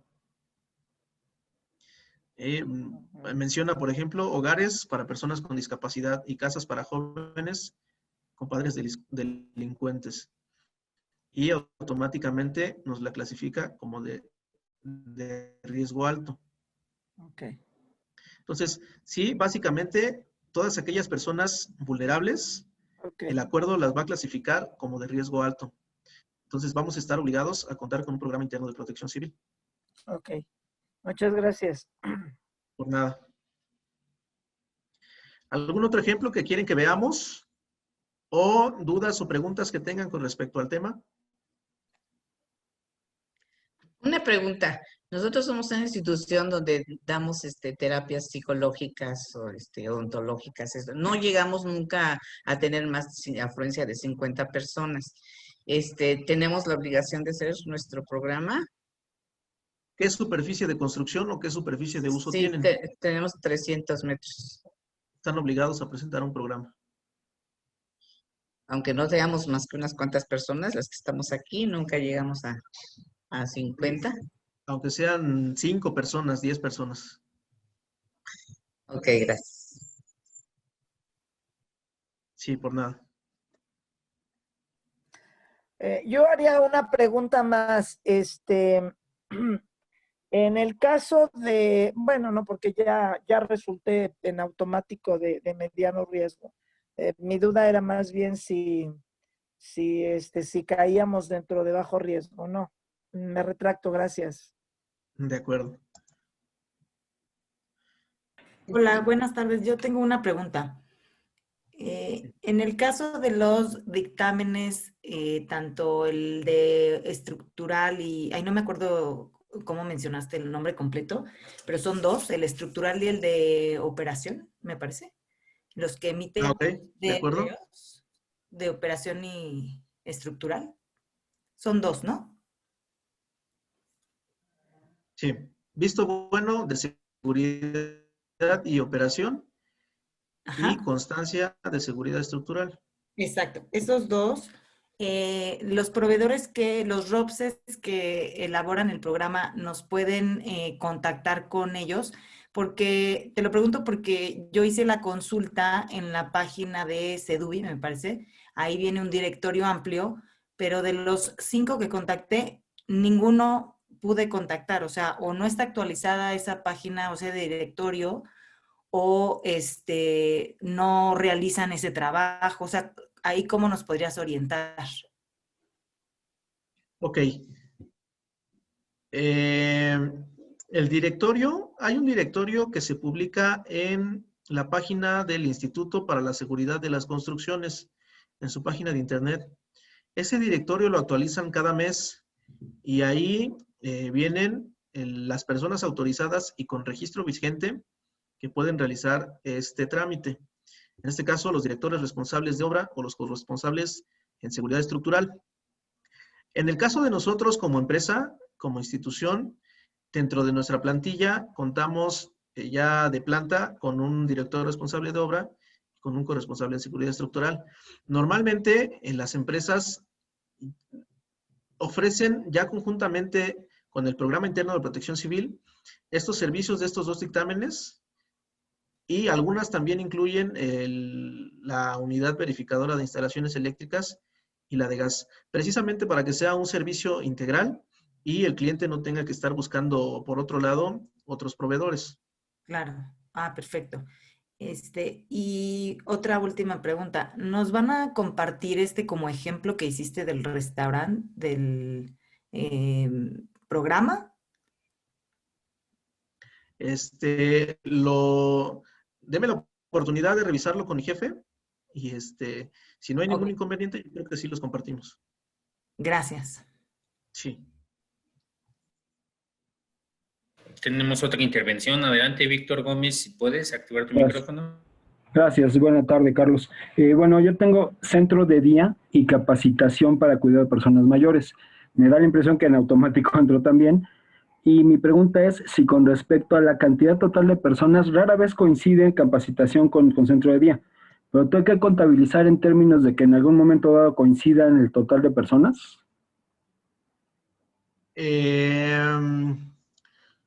Hablando del personal ¿Puedo tomar el flotante, no. máximo que puede haber? Exactamente. Muy bien, muchas gracias, eran mis preguntas. Por nada. Tenemos antes otra intervención, Melania.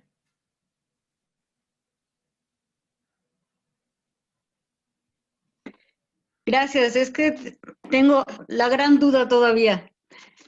Nosotros somos una oficina administrativa y arrendamos. El espacio tiene 140 metros cuadrados y el aforo máximo es de 20 personas. En este caso, somos de bajo riesgo. Pues, ahorita estaba viendo de lo que comentaste, tenemos que consultar el anexo 1 para ver qué es lo que tenemos que hacer, ¿verdad? Sí, el anexo 1 para ver qué grado de riesgo corresponden. Ok, y en función de eso, pues, llevar a cabo las actividades o los protocolos, bueno, pues sí, ver qué nos aplica. Exactamente. Si son de bajo riesgo, solo son una serie de actividades que están en el acuerdo. Si de pronto superan el aforo de 49 o más superficie de construcción, pues van a pasar automáticamente a ser de mediano riesgo y van a tener que implementar un programa interno de protección civil. Perfecto. Y en el caso de que leemos, bueno, cuando hay simulacros, ha habido solamente de sismo en el edificio, nos dicen que sí tienen el protocolo de incendio, hay extintores y la señalización y esto, pero no nos dan el protocolo al que nos debemos sumar como edificio. ¿Qué podemos hacer en este caso? Existe la licencia de construcción, son todas oficinas, pero pues sí nos tiene inquietos esta parte de que no tienen un protocolo como tal. Ok, en este caso, como tal, el propietario del inmueble debe de elaborar un programa interno de protección civil para las áreas comunes. Y ustedes individualmente, la parte que arrendan, deben de tener sus protocolos específicos. Pero sí, el propietario del inmueble como tal, sí está obligado a presentarles a ustedes los protocolos en caso de emergencia. Ah, mira, lo que pasa que cada despacho tiene un propietario. Son como, no sé, 40 o algo así. ¿Qué podemos hacer en este caso?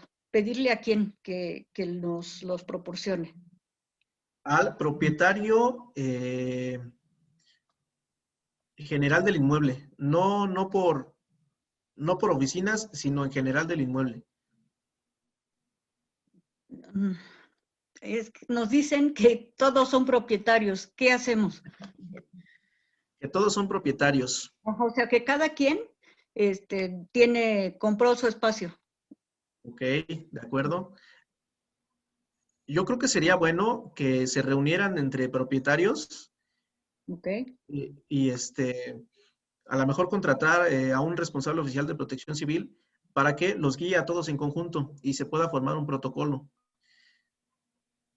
Bueno, y aquí iríamos a la delegación. Bueno, que sugerimos que vayan a la delegación o a quién, algún asesor o. Para asesorarse en la materia, sí directamente en la alcaldía correspondiente. Ok. Ya que hayan resuelto sus dudas y están de acuerdo, pueden contratar los servicios del responsable oficial de protección civil y ellos ya más de manera específica vamos a crear protocolos acorde a sus necesidades. Perfecto. Muchísimas gracias. Por nada. ¿Alguna última intervención antes de dar cierre a este curso? Me parece que hay una pregunta en el chat. De Lidia. Ok. Dice, en el caso de escuelas, ¿en qué nivel de riesgo se encontrarían? Las escuelas se clasifican automáticamente. Vamos a verlo aquí en el acuerdo.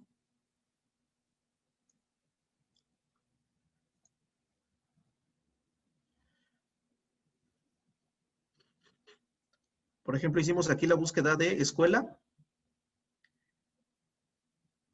y nos dan bastantes puntos.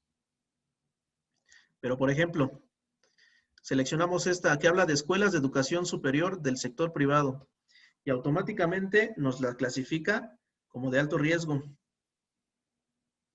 Entonces están obligados a tener un programa interno de protección civil. Escuelas de educación superior del sector público también. Escuelas comerciales y secretariales del sector privado. Las clasifican como de riesgo bajo, pero lo mismo, si superan los 100 metros cuadrados de construcción y un aforo mayor a 50, van a estar obligadas a presentar un programa interno de protección civil. En general, las escuelas a nivel básico, que es kinder, primaria, secundaria y nivel medio superior, se van a clasificar como de riesgo alto y van a estar obligadas a presentar un programa interno de protección civil. Muchas gracias, Carlos. Me llegó una pregunta por medio del correo.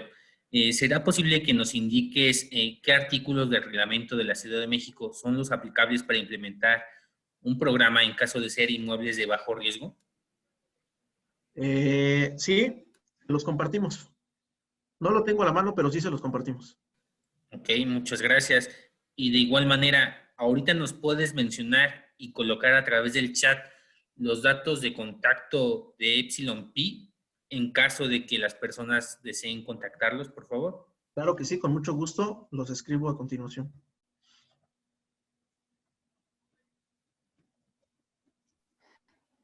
Carlos, ¿me podrías dar nuevamente el nombre que nos diste para buscar a las personas que nos podrían apoyar? Nos diste el nombre de un lugar en donde comentaste que actualizan a las personas autorizadas cada mes, pero no alcancé a notar ¿cómo se llamaba la dependencia? Y es el Instituto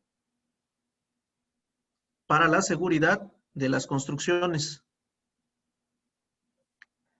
Instituto para la Seguridad de las Construcciones. Ok. Es que a nosotros la Junta nos proporcionó un apoyo para por si ahí encontrábamos a alguien que nos ayudara, que se llama Secretaría de Gestión Integral de Riesgos y Protección Civil. Sí. Digo, ahí podríamos encontrar también a la persona que nos ayude. En la página de la Secretaría van a encontrar también un listado actualizado, pero de los responsables oficiales de protección civil. Ellos, recordemos que nos van a apoyar en la materia de protección civil. Ok, Entonces, ok. resumiendo, en la Secretaría de Gracias. Protección Civil se van a encontrar a los responsables oficiales de protección civil, y en la del Instituto para la Seguridad de las Construcciones se van a encontrar a los especialistas que nos van a ayudar para el visto bueno de seguridad y operación y la constancia de seguridad estructural. Ok. Gracias, Carlos. Tenemos otra intervención. Adelante, Belén. Ok. Una duda. Nosotros tenemos alrededor de 280 colaboradores. Si los cursos que hemos tomado son de la plataforma de protección civil, ¿eso sería suficiente para justificar capacitación o no? Sería suficiente si su inmueble está clasificado como de riesgo bajo. No, es de riesgo alto. La cuestión es que siendo... Si es de riesgo alto, requieren de una capacitación más específica y que ésta sea impartida por un responsable oficial de protección civil. Ok. Sí, ahí la cuestión, como siempre, pues son los fondos. Sobre todo para el tema de combate contra Exactamente. incendios. Así es. Otra cosa, durante la sesión mencionabas que hay que indicar ahí los cursos que cada persona toma. Entonces, entiendo que la carpeta se haría sumamente grande, en mi caso. O en el caso Y de los exactamente. otros. Porque no sería Así una es. carpeta, o sea, serían muchas carpetas. Así es. Ok. Y se incluyen todas las constancias de todas las personas respecto a temas de protección civil. Así es, pero únicamente de las personas que integren el Comité Interno de Protección Civil y que integren las brigadas de protección civil. Ah, ok. Ya. Gracias. Muchas gracias, Carlos. Comentarles, Carlos ya colocó los datos de contacto de Epsilon Pi y también acabo de colocar los datos de contacto del asesor de la Junta en materia de protección civil. Pues muy bien, estaríamos cerrando el evento. Me voy a permitir compartir la pantalla de manera rápida para hacer entrega de un reconocimiento al ingeniero Carlos Alfredo Blancas Aguilar por impartir la sesión de formación y desarrollo, elaboración del programa interno de protección civil. Firma el maestro Carlos Eduardo López Bosch Larenas, director de programas asistenciales de la Junta de Asistencia Privada. Muchas gracias, Carlos. Agradecemos mucho tu participación. También de todo nuestro grupo, solamente encargarte mucho la presentación, la manera de ver si es posible compartirnos el ejemplo que presentaste para estas sesiones. Sí. Y la normatividad que quedaría pendiente para que las instituciones puedan consultarla. Sí, claro que sí, con mucho gusto. Gracias a todos, hasta luego. Gracias. Muchas gracias. Muchas gracias. Gracias.